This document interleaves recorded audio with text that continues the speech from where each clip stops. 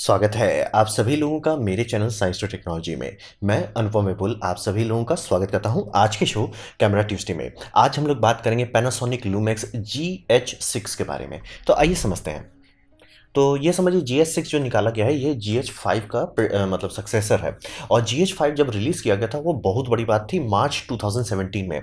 कारण ये समझिए थे कि उससे पहले तक मिररलेस को लोग बहुत ज़्यादा सीरियसली नहीं ले रहे थे, क्योंकि वो किसी भी चीज़ में एक्सेल नहीं कर रहा था। यानी कि DSLR उससे बेटर आपको ये दे रहा था, फोटो स्टिल फोटोग्राफी दे रहा था, सिनेमा ये उतना अच्छा कर नहीं पा रहा था। लेकिन GH5 जब आया तो एक एक्सेप्टेबल बजट में काफ़ी हाई लेवल का टूल देने लगा, तो इंडी फिल्म मेकर्स इसके पीछे टूट पड़े। तो मतलब आपको इस तरह के GH5 के रिक्स देखने को 2017 में आने लगे, जहाँ पे लोग इस पे केज लगा रहे हैं, बड़े बड़े लेंस लगा रहे हैं, रेल लगा रहे हैं, वी माउंट बैटरी लगा रहे हैं। मतलब ये पूरा एक तरह से इंडी मार्केट में छा गया, क्योंकि बात है ये इतना कम प्राइस था कंपेयर टू सिनेमा कैमरा कि सिनेमा कैमरा जितने में आप रेंट करोगे उतने में ये खरीद लोगे, और ये ऑलमोस्ट उस लेवल तक पहुंच जा रहा था आउटपुट परफॉर्मेंस में। तो काफ़ी लोग इस पे कूदे और काफ़ी लोगों का करियर स्टार्ट हुआ है GH5 से। यानी कि चाहे वो यूट्यूबर्स बने हों, चाहे वो मतलब एडवर्टीजमेंट में काम कर रहे हो, कुछ भी कर, मतलब काफ़ी लोगों का बेस फाउंडेशन GH5 से रखा गया है। और वीडियो फंक्शनैलिटी 2017 के हिसाब से देखें तो बहुत ज़्यादा आगे था। मतलब बाकी सब 4K छू नहीं रहे हैं, ये 4K में 60 FPS दे रहे थे। काफ़ी मतलब काफ़ी आगे चल रहे थे अपने टाइम के हिसाब से। और उस टाइम भी सबका यही था कि GH5 मतलब पूरा दुनिया धो इसलिए नहीं रहा था क्योंकि उसमें ऑटो फोकस परफॉर्मेंस खराब था और लाइट क्वालिटी भी खराब थी। ऑटो फोकस खराब था तो बोलेंगे तो इंडी वाले क्यों यूज़ करते हैं? बात है सिनेमा में हमेशा मैनुअल फोकस यूज़ किया जाता है, क्योंकि वहाँ पे आप चाहते हो कंट्रोल देना, यानी कि फोकस पुल और पुश करना वो भी आप कंट्रोल से करना चाहते हो ताकि फील दे सके। जैसे कि मान लीजिए कैरेक्टर को कुछ रियलाइजेशन हो रहा था, तो कई बार आप लोग सिनेमा में देखते हो धीरे से कैमरा जाता है और स्लोली फोकस करता है उस पर कि रियलाइजेशन दिखा सके। तो ये सब के लिए कंट्रोल चाहिए, और सिनेमा की इंडस्ट्री में सबको आदत है फोकस पुलर को इस्तेमाल करने का। यानी एक बंदा होता है जिसका काम सिर्फ वही है लेंस को फोकस करना। तो वहाँ के लोगों के लिए कॉमन बात थी कि हाँ भाई मैनुअल फोकस पे ही काम चलता है, इसीलिए आपको आरई में ऑटो फोकस नहीं मिलता है। तो वो कॉमन था, उनके लिए वो मैनेज किया जा सकता है। लेकिन लाइट क्वालिटी जो था वो उसका एक लिमिटेशन था। वो कारण था कि सेंसर का साइज जितना छोटा होगा उसका आउटपुट उतना कचरा होगा। ये मतलब सेंसर में भी लागू होता है, ये फिजिक्स के कारण होता है, क्योंकि इसका प्रूफ देखना चाहते हैं कि सेंसर के साइज से आउटपुट पे क्या फर्क पड़ता है। आप याद कीजिए नेगेटिव जब आता था तो नेगेटिव में आता था 8 मिलीमीटर सबसे कचरा, 16 ठीक ठाक, फिर आया उसके ऊपर 35 मिलीमीटर जो थोड़ा सा यूजफुल है, फिर उससे भी ऊपर आता था 70 मिलीमीटर जो बड़े बड़े पिक्चर शूट किया, जैसे कि 2001 स्पेस ऑडिसी, मतलब उसका 4K ट्रांसफर है और बहुत भयानक लगता है देखने में। क्यों है? क्योंकि उन्होंने इतना बड़ा फिल्म नेगेटिव में शूट किया गया था। ये फिजिक्स का है कि सेंसर जितना बड़ा होगा उतना अच्छा आउटपुट आएगा, प्रोवाइडेड उसके साथ लेंस आप अच्छा कर रहे हैं। लेकिन अगर लेंस अच्छा रख रहे हैं तो जनरली जितना बड़ा करेंगे उतना अच्छा आएगा, चाहे वो सेंसर ही हो चाहे वो नेगेटिव फिल्म क्यों ना हो, हिसाब वही है। तो लाइट क्वालिटी का हमेशा खराब लगता था, मतलब कि बेटर होता था बाकी सारी चीज़ें। उस टाइम मोबाइल उतना अच्छा नहीं था, हैंडी कैम भी उतना मतलब अच्छे नहीं थे, तो उस सब के हिसाब से अच्छा था। लेकिन एक सिनेमा कैमरा के लेवल जैसा कलर क्वालिटी नहीं आ रही थी, यानी कि फुल फ्रेम का मतलब डायनेमिक रेंज नहीं था, नॉइस परफॉर्मेंस उतनी अच्छी नहीं, मतलब आपको पता चल जा रहा था कि छोटे सेंसर से लिया गया है। तो थोड़ा सा लिमिटेशन था। ये दो चीज़ उसको मतलब बहुत एक्सप्लोर होने से रहा, क्योंकि ऑटो फोकस ठीक है, बात सही है कि सिनेमा वाले यूज़ कर लेते हैं बिना उसके, लेकिन अगर आप वेडिंग फोटोग्राफर है तो आपको काफ़ी फोकस उस पर करना पड़ रहा था ताकि शूट कर सके। काफ़ी लोग कर लेते, काफ़ी नहीं कर पाते थे। तो ये एक थोड़ा सा समस्या है, यही दो चीज़ को थोड़ा पीछे बांध के रखा। काफ़ी लोग जब सब चीज़ ऑटो फोकस कर भी ले रहे थे तो भी उनको दिक्कत हो रहा यार, लाइट क्वालिटी में वो फील नहीं आ रही थी, ओवर एक्सपोज जल्दी हो जाता था, बहुत तिगड़म लगता था। तो GH6 जो है यही समझिए कि GH5 जिस टाइम निकाला गया था उस टाइम वो बहुत आगे था, तो GH6 को निकाला जा रहा है आज के मार्केट में यही गर्दा उड़ाने के लिए। तो यहाँ पे समझिए ये GH5 का एवोल्यूशन है, रेवोल्यूशन नहीं है, एवोल्यूशन मतलब थोड़ा सा अपग्रेड किया गया है। तो यहाँ पे एक चीज़ समझिए, पैनासोनिक एक चीज़ के मामले में बाकी सबको धो धा के रिन सुप्रीन से हटा देता है, वो है आईबस।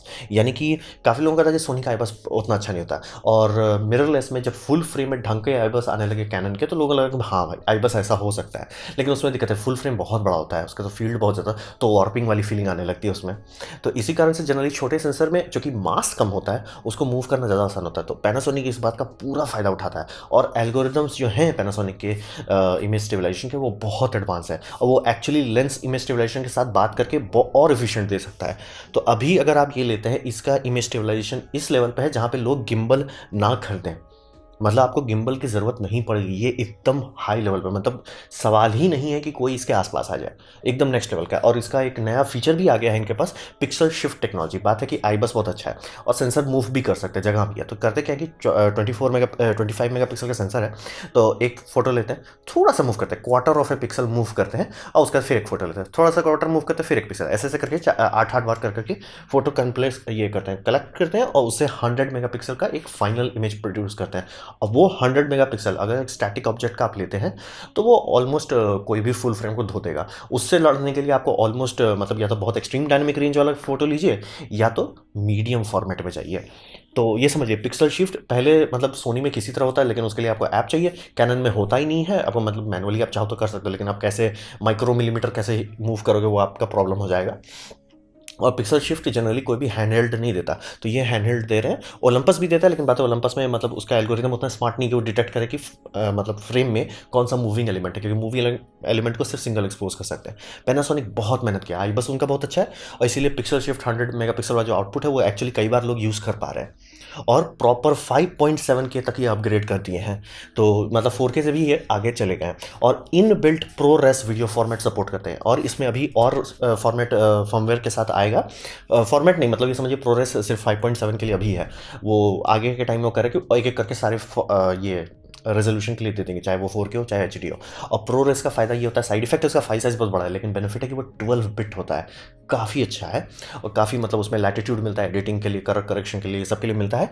और वो हर MLE यानी कि जितने भी आपका वीडियो एडिटिंग सॉफ्टवेयर है सब आराम से उस पर काम करता है। तो प्रोरेस डायरेक्टली होना बहुत अच्छा है। सोचिए प्रोरेस इतना इंपॉर्टेंट है कि कई बार लोग कैमरा लेते हैं, उससे HDMI निकाल के मतलब समझिए निंजा 5 में रिकॉर्ड करते हैं, क्योंकि निंजा 5 डायरेक्ट प्रोरेस बनाता है, ताकि वो हार्ड ड्राइव निकाले उसी पे एडिटिंग कर ले डायरेक्ट। क्योंकि प्रोरेस बहुत इंपॉर्टेंट बात है, बिना उसके आपको बहुत टाइम लग जाएगा नॉर्मल काम करने में भी। तो प्रोरेस इनबिल्ट, जो कि सिनेमा कैमरा में कॉमन फंक्शन था, ये इस्लाम पे भी दे रहे हैं। इनबिल्ट कूलिंग है, ये इस बार का सबसे बड़ा चेंज कर रहे हैं। कि बात यह है कि शुरू में लोग होता है सेंसर ओवरहीट होता है, सेंसर थोड़े ओवरहीट होता है, सेंसर से आप डेटा निकाल रहे हो, उसका कुछ खास नहीं बिगड़ने वाला। जब तक उस पर जो एनालॉग टू डिजिटल कन्वर्टर अगर आप उस पर बॉन्ड किए हैं, वो ओवरहीट हो सकता है। मतलब सेंसर का कुछ खास नहीं होता, लेकिन जो प्रोसेसर से वो बोल जाते हैं, तो प्रोसेसर ओवरहीटिंग के कारण कैनन रिकॉर्डिंग नहीं दे पा रहा। तो कैनन R5C जैसे सॉल्व किया वैसे ये भी कर रहे हैं। और इसमें मतलब ओवरहीटिंग का उतना इशू नहीं था, लेकिन फिर भी एज ए प्रिकॉशन के तौर पे इन्होंने हीट सिंक और फैन डाल दिया, ताकि अब आपको सोचना ही नहीं है, आप फर्क नहीं पड़ता। आप 5.7 पे भी 24/7 रिकॉर्डिंग कीजिए, उसका कुछ नहीं होने वाला। और प्लस पावर डिलीवरी का भी स्टैंडर्ड सुधार किया गया है, तो आप आराम से इसको USB पावर पे लगा के यूज़ कर सकते हैं लॉन्ग टर्म के लिए। मतलब आपको लोड लेना ही नहीं है। कि जैसे मान लीजिए आप रेड लेटर मीडिया का एग्जाम्पल मैं देता हूँ, कि जनरली मैं वही जानता हूँ जो कई कई घंटे तक का स्ट्रीमिंग कर सकते हैं, वैसा करना चाह रहे तो भी ये कैमरा आराम से सपोर्ट करेगा। और इसमें C-Fast एक्सपेक्ट, मतलब पुराने जनरेशन में यानी GH5 में 2 UHS 2 स्लॉट्स थे, मतलब SD कार्ड का बड़ा भाई का 2, यहाँ पे C-Fast एक्सप्रेस और UHS 2 दिया गया है। C-Fast एक्सप्रेस जरूरी इसलिए क्योंकि वही है जो प्रोरेस को हैंडल कर पाए। प्रोरेस थोड़ा बहुत बड़ा फॉर्मेट होता है, मतलब MBPS उसका बहुत हाई रहता है, तो वो SD कार्ड में किसी तरह जाएगा, राइट एरर होने का बहुत रिस्क हो सकता है। तो इसीलिए C-Fast एक्सप्रेस इस्तेमाल किया जा रहा है। अब बात करते हैं घुमा फिरा कि ये वहीं पहुंच गए जहां से चले थे, क्योंकि आप ये समझिए आज के टाइम में मार्केट में बहुत ज़्यादा कंपटीशन है। ये बात एकदम सही था, 2017 में कुछ नहीं था जो GH5 के आसपास आ सकता है, लेकिन अभी जो है उससे बहुत आगे चल चुके हैं। क्योंकि अभी अगर आप थोड़ा सा भी मेहनत डालते हो, जो बेस्ट मिररलेस मिल सकता है वो है आपका कैनन EOS R5C। कारण ये है कि ये फुल फ्रेम है, यानी डेप्थ ऑफ फील्ड जो आप फेक नहीं कर सकते, वो मतलब डेप्थ ऑफ फील्ड के लिए आप कितना भी स्पीड बूस्टर लगा ले, क्योंकि कोई भी स्पीड बूस्टर एग्जैक्ट रिकवरी नहीं देता। 2x का स्पीड बूस्टर नहीं आता, बेस्ट 1.5 आता है, और उसमें आप नेटिवली लगा सकते हो। और प्लस लेंस बहुत हाई लेवल के अवेलेबल हैं, जो कि मतलब f1 तक का लेंस मिल सकता है आपको। ये सब बहुत हाई लेवल का रहता है, प्लस ऑटो फोकस भी देता है, और 8K तक चला जाता है। तो मतलब जो रेजोल्यूशन का पहले बहुत बड़ा एडवांटेज होता था कि हम 4K हैं, बाकी सब फुल HD में रो रहे हैं, ये भैया हम 8K पे हैं, आप तो उस पहुंचे ही नहीं 8K तक। ये 8K पे चलता है, 8K पे रॉ 60 FPS देता है सीधा सीधा। तो डिस्कशन ही नहीं है आज के टाइम में, यानी कि 2022 में जो मतलब इसका स्पेक शीट है वो उतना तगड़ा नहीं है जितना पहले होता था। ये बात आप ज़रूर से कह सकते हैं कि ये सस्ता है कंपेयर, मतलब ये सब के कंपेयर में आधा दाम का है। लेकिन बात है कि अब आप पैसा बचा के करोगे क्या, अगर आपका परफॉर्मेंस ही उतना अच्छा नहीं है। क्योंकि इसमें ऑटो फोकस मिल रहा है, फुल फ्रेम मिल रहा है, और रॉ फाइल मिल रहा है, तो आप क्यों पैसा बचाओगे। मतलब पैसा बचा के आप कॉम्प्रोमाइज़ कर ले रहे हो ना अपने साथ। और यहाँ पे ये समझिए कि पूरी की पूरी कैमरा इंडस्ट्री डूब रही है। ये मतलब एकदम सीधा सीधा मैथमेटिकल चीज़ हो चुका है। क्योंकि और ये फॉर्मेट जो मतलब अगर आप देखेंगे तो 3 फॉर्मेट अभी टिका हुआ है मार्केट में, micro four third, APS-C, full frame. Medium format भी आप कह सकते हो, लेकिन बात है मीडियम फॉर्मेट बहुत नीश केस है, तो वो नीश केस जैसा बिकता है, तो वो मतलब कंज्यूमर मार्केट में नहीं है। तो वो हो गया मीडियम फॉर्मेट, हटाइए। फिर आपका होता है फुल फ्रेम, सबसे हेल्दी हालत उसी का बचा हुआ है। एपीएससी वो भी घटते जा रहा है, और माइक्रो फोर थर्ड खत्म हो गया। माइक्रो फोर थर्ड में मतलब टारगेट था कि माइक्रो फोर थर्ड का जो लेंस माउंट है वो ओपन रहेगा, कोई कंपनी उसे कंट्रोल नहीं करेगी, तभी ओलंपस हो और सिग्मा भी एक टाइम पे क्लेम कर रहे थे कि वो भी लॉन्च करेंगे। ओलंपस है और पैनासोनिक है, दोनों का लेंस एक दूसरे के साथ पूरी तरह से कंपैटिबल रहेगा, कोई तिगड़म नहीं, कोई प्रोप्राइटरी नहीं। और कल को कोई और इक्विपमेंट भी बनाता, चाहे ब्लैक मैजिक हो जाए, ये भी बनाए, वो भी आराम से यूज़ कर सकते हैं। लेकिन वो कभी यील्ड नहीं किया जिस तरह का सेल्स फिगर चाहिए था, कि एक फॉर्मेट को जिंदा रखने के लिए बहुत सेल्स फिगर चाहिए। अगर सेल्स फिगर घटने लगता है, वो धीरे धीरे फॉर्मेट खत्म ही जाता, फर्क नहीं पड़ता वो कितना अच्छा हो। तो ये समझना जरूरी कि तीनों फॉर्मेट अगर लेते हैं, माइक्रो फोर थर्ड, एपीएससी और फुल फ्रेम हेल्दी है, एपीएससी डूब रहा है और माइक्रो फोर थर्ड खत्म हो गया, क्योंकि उसमें सिर्फ 2 ही प्लेयर थे, उसमें एक प्लेयर ऑलरेडी आउट हो चुका है। तो पैनासोनिक किसी तरह से उस पर टिका हुआ है। और ये तो हुआ कि आपका मतलब फॉर्मेट्स के बीच की बात हो रही है, पूरा का पूरा कैमरा इंडस्ट्री ही डूबने पे आ रहा है, सारी कंपनीज के सेल्स घटे जा रहे हैं, और मोबाइल फोन एकदम ऑलमोस्ट आके इनके मुंह से निवाला निकाल ले रहा है। कारण ये है कि मोबाइल अपग्रेड पे अपग्रेड दे रहे हैं और कैमरा कंपनी हम आपको टट्टी पे टट्टी ही देंगे।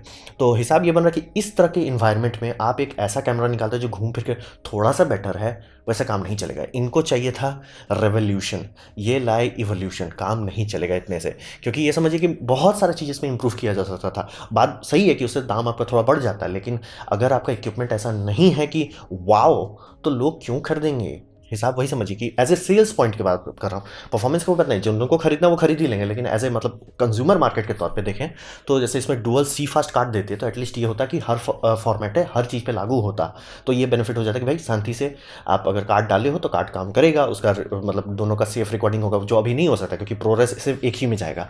और ये समझिए वीडियो स्पेसिफिक है, यहीं पे मतलब जैसे कैनन R5C का सबसे बड़ा साइड इफेक्ट है कि वो भी दोनों में नहीं कर सकता, लेकिन इसमें तो ऐसा कर सकते थे। मतलब ये होता है ना कि आपका जो मतलब स्ट्रॉन्ग वीक पॉइंट है उसके कंपेयर में हम बेटर हो जाते, वो कर सकते थे, वो भी नहीं किया। क्या जेन लॉक नहीं दिए। टाइम कोड आजकल दोनों में आने लगा है, कैनन में भी आता है और पैनासोनिक में आता है। जेन लॉक जो कि टाइम कोड का एडवांस वर्जन है, क्योंकि टाइम कोड समझिए एक मेटा डेटा है, जेन लॉक जो है ट्रिगर इवेंट देता है, यानी कि आपका शटर कब ट्रिगर हो रहा है ये बाहर से कंट्रोल किया जा सकता है। और इसका फायदा होता है कि आप 2-3 कैमरा को सिंक कर सकते हैं एक साथ। तो जैसे अगर आप वीआर बनाना चाह रहे हैं बिना जेन लॉक के, अगर आप ट्राई किए कि 2 कैमरा को सिंक करना है, कभी ठीक से नहीं हुआ, हेडेक आ जाएगा, जो भी देखने का उसको कोशिश करेगा। तो जेन लॉक चाहिए। और पैनासोनिक $2000 के बॉक्स कैमरा जो बनाता है उसमें देता है जेन लॉक, तो इसमें भी दे सकते थे और उसी प्राइस में देते, तो होता कि हाँ भाई हमारा कैमरा से आप अच्छा से वीआर बना सकते हैं। वो भी नहीं किया, जेन लॉक भी नहीं दिया। ग्लोबल शटर दे सकते थे, ये इकलौती टेक्नोलॉजी बची हुई है जो मतलब फुल फ्रेम में आना बाकी है, क्योंकि ग्लोबल शटर एक अलग लेवल की टेक्नोलॉजी है। क्योंकि आप देखिए जब भी आप किसी ग्लोबल शटर का आउटपुट देखेंगे सारा चीज़ सीधा रहता है, लेकिन यहाँ पर जो रोलिंग शटर है जो हर किसी में, उसमें हर चीज़ वॉर्पी हो जाता है। जैसे ये गिटार का स्ट्रिंग देखें, ऐसे ऐसे तो गिटार का स्ट्रिंग नहीं वाइब्रेट होता ना, वाइब्रेट होता है ऐसे ऐसे, लेकिन वो रोलिंग शटर में का साइड इफेक्ट है। इसी कारण से देखिए जब रेड कैमरा जब स्मॉल सेंसर पे कैमरा बनाना चाह रहे थे तो उसको सेल करने के लिए, उसकी यूनिक सेलिंग पॉइंट बढ़ाने के लिए उन्होंने उसमें ग्लोबल शटर दे दिया, इसीलिए रेड कमोडो में ग्लोबल शटर है। और उसका आउटपुट है, उसका आउटपुट आप देखिएगा तो लगेगा हाँ भाई। और उसका दूसरा फायदा भी होता है, जितने लोग VFX करना चाहते हैं उनको ग्लोबल शटर बहुत पसंद है, क्योंकि ग्लोबल शटर से हर चीज़ स्ट्रेचिंग नहीं होती, एक ही जैसा स्ट्रेचिंग, ऐसा वार्प नहीं हो जाता हर चीज़। तो ये समझना बहुत ज़रूरी है। जैसे आपको कोई बोलते हैं कि भैया ये किसी कारण मतलब बस VFX इफेक्ट है कि यहाँ पे आपको पार्टिकल सिमुलेशन डालना है, तो ये तो ठीक है ना, ये तो सीधा सीधा स्ट्रेट एज है, लेकिन इसमें कर्व हो जा रहा है। कर्व कैसे हो रहा है, क्योंकि भैया रोलिंग शटर है, तो ये बहुत बड़ा समस्या बन जाता है। वो भी नहीं किए, मतलब कुछ भी इस कैमरे में ऐसा नहीं है कि वाह। इस कैमरा में सिर्फ ऐसा है कि जैसे GH5 था उसको थोड़ा सा अपग्रेड किया, क्योंकि देखिए वो 4K था, बहुत पहले दे दिए थे, तो 8K तो आप फुल फ्रेम पहुंच गए, तो आप इससे तो 8K एक्सपेक्ट करेंगे, वो क्यों नहीं दिए, क्योंकि उतना हाई रेजोल्यूशन सेंसर जनरली नहीं मिलता है, सस्ते में मिलता है बेसिकली। क्योंकि आप कहें तो मोबाइल फोन में आजकल 100 आ जा रहा है, तो मतलब माइक्रो फोर थर्ड में आराम से दिया जा सकता है 33 जो चाहिए 8 मेगापिक्सल के लिए, कि ये नहीं। तो हिसाब वही है कि मार्केट ने सेलेक्ट कर लिया कि भैया फुल फ्रेम ही चैंपियन है, और पैनासोनिक खुद भी क्या है, पैनासोनिक खुद भी कूद गया फुल फ्रेम में। तो हिसाब ये है कि कैमरा के केसेस में आपको सब चीज़ देखना होता है, क्योंकि कैमरा एक इकोसिस्टम है, सिर्फ बॉडी नहीं है। आप कह लो हमारा बॉडी बहुत बढ़िया है, लेकिन उसमें कोई ढंग का लेंस अवेलेबल नहीं है, सारे लेंसेज का डिफ्रैक्शन क्वालिटी बहुत लो है। जैसे कि समझिए लेंस पे भी काफ़ी रिसर्च किया जाता है, लेंस को भी काफ़ी इंप्रूव करना पड़ता है। और अगर आप लेंस कंपेयर करें, चाहे कैनन का हो, चाहे सोनी का हो, चाहे फूजी का हो या नाइकॉन का हो, आप आराम से देख सकते हैं कि लेंस का Mark 1, Mark 2, Mark 3 genuinely difference आ रहा है। मतलब सेम सेंसर रखिए 20 मेगापिक्सल ही रखिए, लेकिन तुरंत आपको अंतर दिखेगा कि Mark 1, Mark 2, Mark 3 में बहुत अंतर आ जाता है। लाइट हल्का हो जाता है, ऑटो फोकस इंप्रूव हो जाता है, साइलेंट हो जाता है, बहुत सारा चीज़ इंप्रूव किया जाता है, डिफ्रैक्शन लिमिट को सुधारा जाता है। ये सब आपके लेंसेस में नहीं हो रहा है, क्योंकि लेंस को सपोर्ट करने वाले नहीं, 2 तो प्लेयर थे उसमें से एक प्लेयर खिसक लिया। तो टोटल आउटपुट ये हो रहा है कि ये काफ़ी नहीं था। मतलब GH6 जो रिलीज़ किया गया ये उतना मतलब नहीं है ऐसा कुछ भी इसमें कि छाती पीट के बोले हाँ ये ले लो, क्योंकि इससे GH5 ये मतलब समझिए माइक्रो फोर थर्ड बच जाए। ये बस वही है कि GH5 था थोड़ा सा अपग्रेड कर दिया, क्योंकि है बहुत सारा फंक्शन डाल, लेकिन कोई भी ऐसा चीज़ नहीं है जिससे आप बोल सकते हो वाओ। जैसे इसमें तो एटलीस्ट बोल सकते हैं भैया 8K तक दे रहा है, तो क्या है इसमें मतलब जो सेल कर सकें किसी को। तो बात बनता है किसके लिए है ये कैमरा। तो हिसाब से समझिए जिनके पास माइक्रो फोर थर्ड पे ऑलरेडी इन्वेस्टमेंट है, जैसे मान लीजिए आपने माइक्रो फोर थर्ड पे अपने पैसा खर्च किया था, आपके पास लेंसेज हैं, आपके पास उसका पूरा इकोसिस्टम है, तो खर्च कीजिए, तो ऑब्वियसली ये आपके लिए काफ़ी बेटर रहेगा। तो वही है। और अगर आपका नए तौर पे खरीदना चाहते हैं तो मान लीजिए आपका स्टैटिक एलिमेंट पे काफ़ी सारा टेस्ट हो, ऑटो फोकस नहीं है, काफ़ी सीधा सीधी ऑटो फोकस नहीं है इसका किसी भी लेवल पे, जहाँ सोनी और कैनन बैठे हुए उस लेवल पे नहीं है। मैं नाइकॉन को इसलिए नहीं गिनता ऑटो फोकस में, नाइकॉन का सिर्फ एक कैमरा आया जो ढंग से वीडियो ऑटो फोकस कर सकता है, और वो फ्लैगशिप है। फ्लैगशिप का साइड इफेक्ट होता है वो बैंक बैलेंस डिस्ट्रॉय कर देता है। बात है कि वो टेक्नोलॉजी अब ट्रिकल डाउन करेगा, वो प्रोसेसर ट्रिकल डाउन करेंगे कुछ दिन बाद, तब नॉर्मल बजट में ढंग के फोकस अभी तो नहीं आया, इसीलिए मैं अभी नाइकॉन को भी नहीं कंसिडर, क्योंकि जो उसका फ्लैगशिप है बहुत ज़्यादा महंगा है, और उतना मतलब बहुत कम दाम में $2500 में आपको A7 Mark IV मिल जा रहा है। तो बात है कि ये तो आउट ऑफ फोकस दे देना, और कोई फर्क नहीं पड़ता आपका 8 बिट का 10 बिट का या रॉ फाइल का प्रोरेस का, अगर फोकस ही नहीं है। फोकस इंपॉर्टेंट चीज़ है, तो ये समझना बहुत ज़रूरी है। और जो लोग इतना कम बजट पे काम कर रहे हैं, चांसेस है कि उनको ऑटो फोकस की ज़रूरत पड़ेगी, हर किसी को नहीं लेकिन काफ़ी को पड़ेगी। तो उस केसेस में यहाँ हो जाता है कि भैया अगर आपका सब्जेक्ट स्टैटिक है तो लीजिए, या आप मैनुअल ऑटो फोकस करते हैं तो। और यहाँ पे हर मामले में अगर आप जनरली देखें आम पब्लिक की आम ज़रूरतों में सोनी और कैनन ज़्यादा बेटर सूट करेगा, और कुछ दिन में जब नाइकॉन मतलब अपना हाई एंड फोकस को लोअर एंड बॉडीज़ में भी उतारने लगेगा, वो भी बेटर सूट करेगा। तो ये दिक्कत बहुत सीरियस है। और सबसे बड़ा बात लेंस क्वालिटी के मामले में, जैसे कि अगर आप लेंस का दाम देखते हैं हाई क्वालिटी का, सारे लेंसेज 4 से 5 साल पुराना है, क्योंकि बिक ही नहीं रहा उतना कि हर कोई कंपनी इस पर इन्वेस्ट करे वो बनाए। अब बात है कि लेंसेज में भी रिफाइनमेंट होता है, आपको अभी फुल फ्रेम के लेंसेज मतलब सेम परफॉर्मेंस का सस्ते दाम में मिल जाएगा। तो भैया माइक्रो फोर थर्ड क्यों लें, और प्लस हल्का भी मिलेगा। तो लेंस मतलब ये सेलिंग पॉइंट जो था माइक्रो फोर का जो झूठा था कि वो हल्का होगा, वो तो नहीं है, क्योंकि आप बॉडी जो है, बॉडी में जब आप परफॉर्मेंस देंगे घूम फिर के उतना ही बड़ा हो जाता है। GH5 उतना ही साइज़ के जितना ये सब साइज़ के हैं, तो घूम फिर के साइज़ में अंतर नहीं है। और मतलब उसको S5 से कंपेयर करें, पैनासोनिक के लूमेक्स से ही लिटरली देखिएगा कि सेंसर का मतलब लेंस माउंट सेम है, बस छोटा सा सेंसर है अंदर, साइज़ में अंतर नहीं है। मतलब ऐसा नहीं कि छोटा और हल्का है, सेम है। दाम भी छोटा और हल्का नहीं बोले, इसी बहुत नज़दीक है इसके दाम का। तो ना तो दाम कम है ना साइज़ कम है। अब रहा बात लेंस, लेंस भी चूँकि उतने सारे कंपनी नहीं है, उतने सारे मैन्युफैक्चरिंग नहीं है, उतना रिफाइनमेंट नहीं है, वो भी आउटडेटेड है, तो वो भी वो ऐसा परफॉर्मेंस नहीं, और फुल परफॉर्मेंस फुल फ्रेम के लेवल का परफॉर्मेंस तो दे ही नहीं सकता। तो फुल फ्रेम अगर जो है एकदम हाई एंड सिनेमा लेंसेज आते हैं जो कि लार्ज फॉर्मेट में इस्तेमाल किया जाता है 65mm वाले में, जैसे कि आपका एंड गेम हो गया, आपका इन्फिनिटी वॉर हो गया, आपका जोकर हो गया, जोकर में आप देखें बहुत ज़्यादा सेलो डेप्थ ऑफ फील्ड है, वो सब करने के लिए लार्ज फॉर्मेट जनरली प्रेफर किया जाता है, वो सब आप चाह के भी नहीं कर सकते। तो हिसाब वही है कि ये घूम फिर के बहुत कम बहुत देरी से इन्होंने मार्केट में लाया, कुछ भी इनके पास ऐसा नहीं कि कोई भी ठंडे दिमाग से सोच के बोलेगा कि भाई ये इकोसिस्टम में कूदना फायदेमंद है। आपके पास पहले से इन्वेस्टमेंट किया हुआ है, आप कर लीजिए इसमें, आप खुश रहिएगा, लेकिन कोई भी नया इस पर कूदे वैसा इसमें कुछ नहीं है। तो वही समझिए कि लेंस के केसेस में मैं हमेशा बोलता हूँ लेंस पहले सेलेक्ट कीजिए। तो हिसाब वही है कि फुल फ्रेम में आपको दाम कम दाम में मिलेगा, कम वजन में मिल जाएगा, और हायर परफॉर्मेंस मिलेगा, क्योंकि उसके डिफ्रैक्शन क्वालिटी को सुधारते जा रहे हैं, कलर फ्रिंजिंग को सुधारा जा रहा है, बहुत बहुत ज़्यादा इंप्रूवमेंट हो गया। ऑटो फोकस के बारे में तो बात ही नहीं करना है, वहाँ तो कंपटीशन ही नहीं करना है। तो हिसाब वही समझिए कि ये कैमरा ऐसा था कि जिससे काफ़ी लोगों की उम्मीद थी, क्योंकि जिन लोगों ने माइक्रो फोर थर्ड पर खर्च किया है उनका फ़ायदा है। अगर अच्छा कैमरा आता है, माइक्रो फोर थर्ड सर्वाइव करता है, तो ही उनका इन्वेस्टमेंट पे ऑफ करेगा, क्योंकि कोई भी इन्वेस्ट करता है। जैसे मैं ही अगर किसी को बोलता हूँ कैनन लो, तो कैनन में वो इन्वेस्ट कर रहा है। मैं ही अगर मालिक कल को सोनी खरीदता हूँ, मैं इन्वेस्ट कर रहा हूँ। अगर ये इकोसिस्टम कोलैप्स कर जाता है कल, तो मेरा तो घाटा हो जाएगा। तो सबके लिए फ़ायदेमंद होगा कि GH5 सक्सेसफुल हो, वैसे ही GH6 भी सक्सेसफुल हो जाए, लेकिन जो आउटपुट कंपनी ने दिया वो काफ़ी नहीं है। मतलब जो लोग यूज़ कर रहे हैं, जो पहले से खरीदते हैं वही करेंगे, लेकिन साइड इफेक्ट है ये जब भी होता है कंपनी के साथ कि आपका प्रोडक्ट वही खरीदेंगे जो लोग पहले से खरीदते आ रहे हैं, आपका मार्केट श्रिंक करने लगता है। और स्टॉक मार्केट की दुनिया में आपको ग्रोथ दिखाना होता है, ना कि भैया मेरा पिछला बार 5 लाख पीस बिका था, मैं इस बार भी 5 लाख पीस बेचूंगा। नहीं, स्टॉक मार्केट में वैसे नहीं चलते हैं। स्टॉक मार्केट में तो वो हो गया कि आप नुकसान में जा रहे हो। तो ये समझना बहुत ज़रूरी है। ये आउटपुट से मैं काफ़ी ज़्यादा डिसअपॉइंटेड, और सबको घूम फिर शांति से फेस डिटेक्ट ऑटो फोकस डाल देते तो एटलीस्ट हो जाता कि हाँ भाई अब आपके पास कुछ है, क्योंकि दाम मायने रखता है, क्योंकि इसका दाम पे लिमिट्स हैं। इसमें 4K बहुत अच्छा से नहीं दिया जाता है, 4K 60 पे क्रॉप कर देता है।